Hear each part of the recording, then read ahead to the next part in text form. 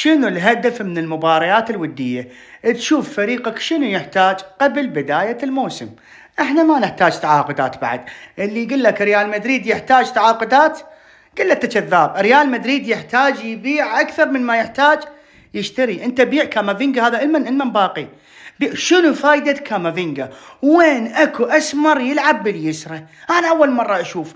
غير كون مهاري، غير كون حريف، غير كون يقطع كور بفن، لا ماكو رعونة، ما منه فايدة. انا ما شفت ميزة لحد الان بكامافينجا. بيعه والله العظيم بيعه. من دخل برناردو سيلفا، لا شفت هنا الفرق، الجودة يا عزيزي، الجودة. رغم انه هذا عمره 31 سنة، ما استحيتوا انت كامافينجا ما استحيت من عمرك هذا بقد ابوك هيك يلعب. وين درك؟ هذا لازم ينباع. لو تجيبون لنا من عنده 20 مليون 30 مليون كل الزين، لان ارعن ما بي اي فايدة.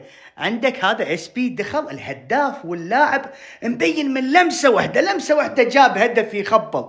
وبعد عندك على الجناح الايسر هذا سيريا ما ادري شو اسمه، شيء حلو مرتب. عندك مدافعين اثنين احتياط يخبل تقدر تداور بيهم. فاحنا ما محتاجين لاعبين.